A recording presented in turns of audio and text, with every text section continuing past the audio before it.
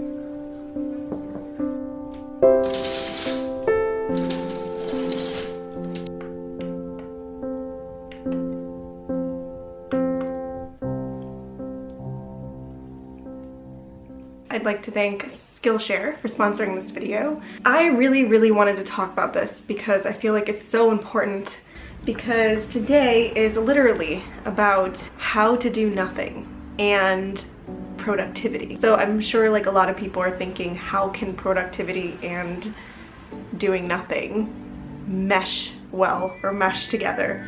And I'm going to tell you how. Skillshare is an online learning community with thousands of classes for the creative and the curious. There's so many classes on there that really talk about mindset and productivity and habits and things like that. So if you're feeling like you don't have structure and you need to reset, especially with 2021 coming up, but even now, start now. Try to think of a system that will help you become your creative self. And one of the classes that I can recommend is Simple Productivity: How to Accomplish More with Less. And this is by Greg McCowan, and he is an expert on essentialism, and I feel like essentialism is very closely related to a lot of Japanese mindset methods that I teach, because it's all about doing the most important things and stop saying yes to too many things, because in the end we can't do it all. And he really expresses that, and he says whenever you say yes to one thing, you say no to something else. So it's all about prioritizing and figuring out ways that you can get the most done by doing less. And that is what a lot of the things that I teach in the IKIGAI course program that I have is, except I combine it with other methods like the Ichigo Zanmai method and finding your flow and just becoming more mindful. And I feel like essentialism is very much related to that. And the thing is, I love the things that I teach and I love Japanese mindset methods, but I also love Western methods, and I always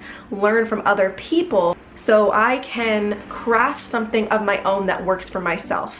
Because if you just learn one way of doing something, then you're never going to figure out what works the best for you. So I'm always seeing different perspectives.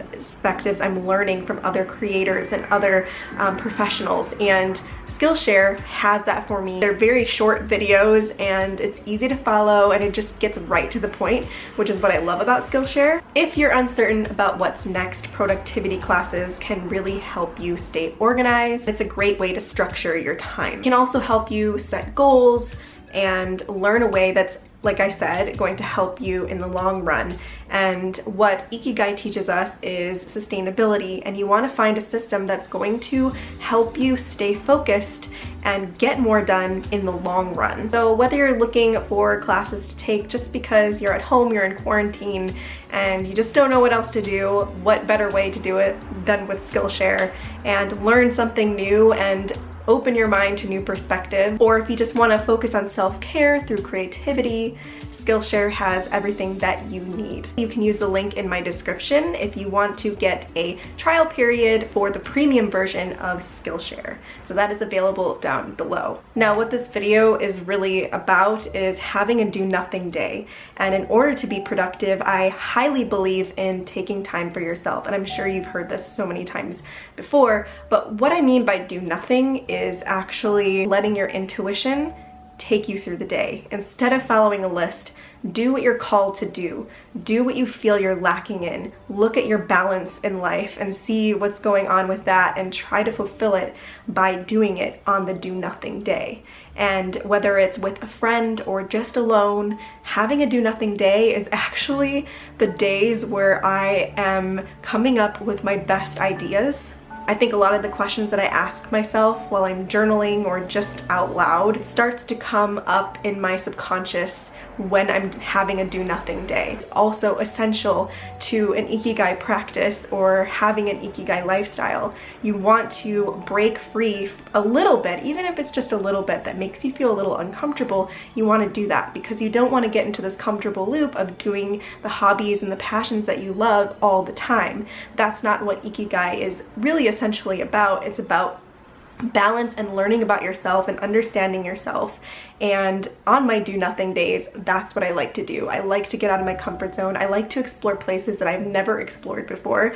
Like today, we are going to another part of Tokyo that we've never been to, and just getting out and exploring, that's considered getting out of your comfort zone, doing something that you don't normally do. Today, we are headed to another part of Tokyo, and that is what I just want to do today because I feel like I'm lacking in creativity, and by doing this kind of thing, by exploring something, a part of Tokyo, getting outside and doing something different is going to help me become more creative, bring new ideas to my mind, and just all around feel good in the end. Have you ever felt as if your soul was taken from your daily tasks? Like you didn't have any control. It was just a set thing that you needed to get done, and you just felt like you were on autopilot the entire time. So do nothing doesn't mean do nothing necessarily. It can be, but it means basically ditching the to-do list and listening to your soul. What do you need today that will fulfill you the most? On my do nothing days, that's when I make the most breakthroughs in my life, and I have literally the best creative ideas. It just comes to you subconsciously.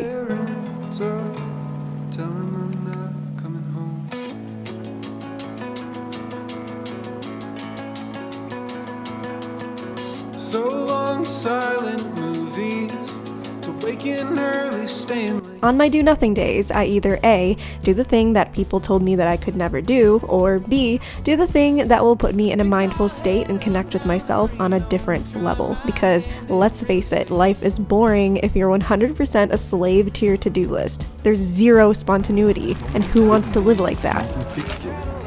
Look at all these Playboy magazines.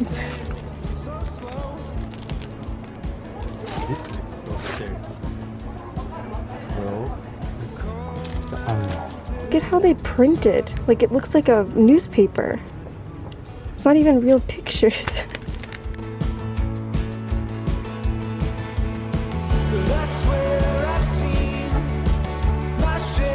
So we're in Jimbocho. Jimbocho is like a book street. So like there's like a big street full of bookshops. Vintage, that one looks really cool. Vintage, and then there's tons of coffee shops and like just lots of places to just kind of sit and relax. So I kind of wanted to show you guys a little bit of like Japan and the city and stuff like that. And this place is very popular because every single restaurant is literally like lined with people.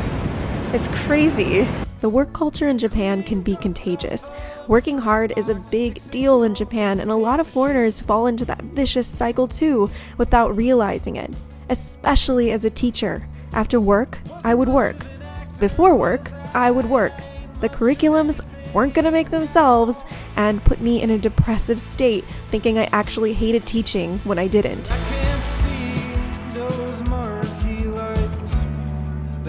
Who has read this book before? Comment down below.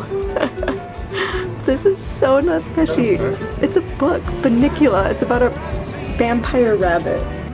I loved teaching. I just didn't have any do-nothing days at this stage in my life in Japan. And now that I work for myself, I have to do literally everything to stay afloat. But I realize that a non-negotiable for me is a do-nothing day, where I follow my intuition and what my soul is telling me to do. If I want to edit a video, I'll do it. If I want to go for a walk with a friend, I'll do it. If I literally want to do nothing all day, I'll do it.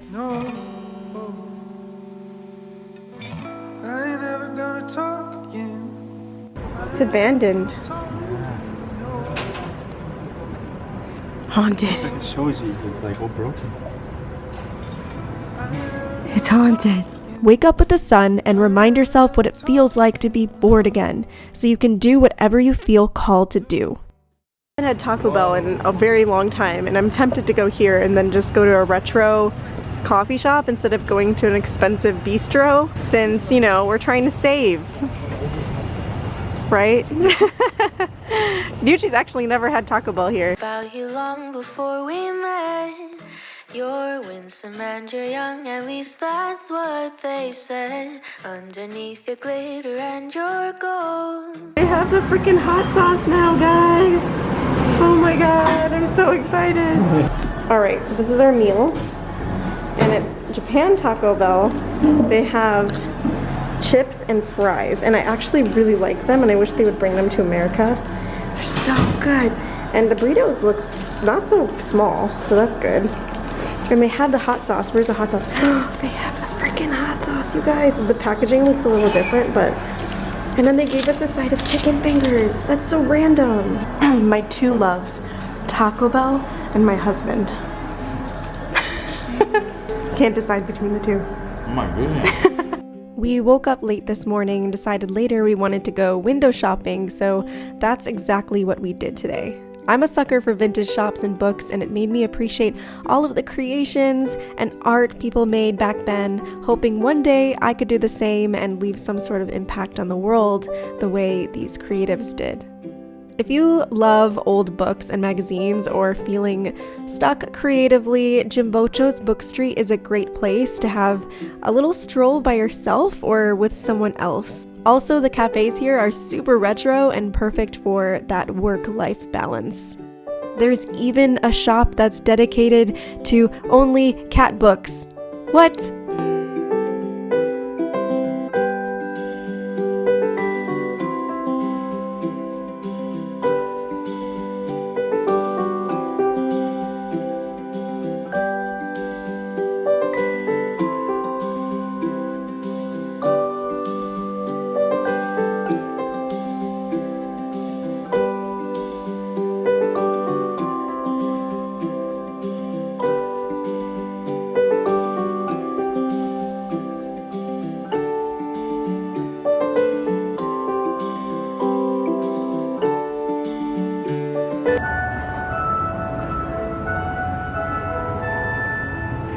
What is this?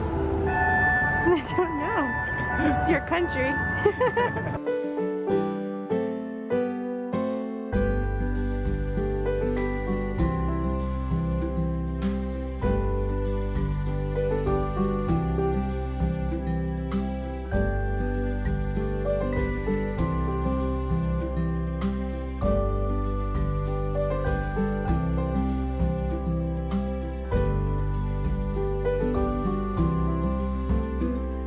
Look at this. I'm gonna dump it all in. You'll die.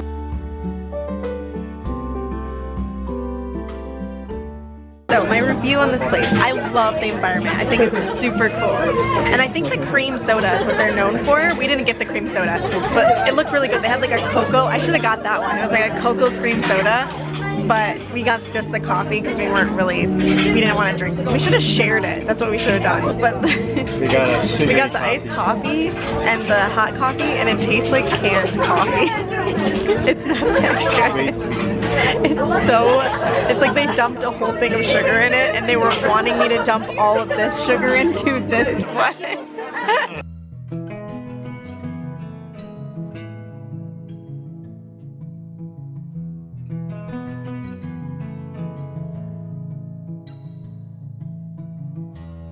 We're going grocery shopping now because we're out. You might as well go. Kill two birds with one stone. We need bananas. All wrapped in plastic. Trigger warning.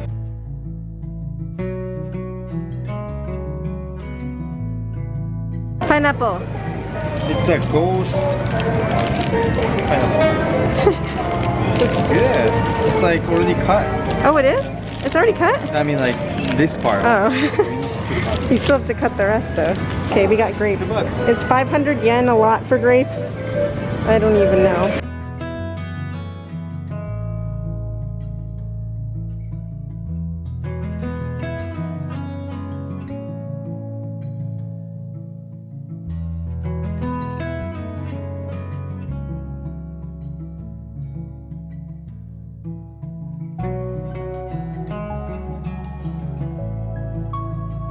This was productive because we came here at the time when we were out, and tomorrow I'll have a lot more time to do my work and everything, so this is perfect. Okay, I gotta bag all this myself.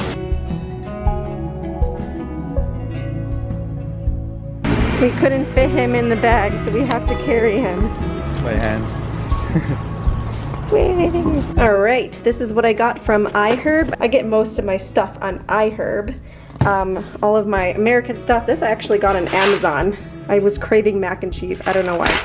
And I got some dandelion root tea, so I'm trying to switch from coffee to tea. I have detox puka tea, this is organic.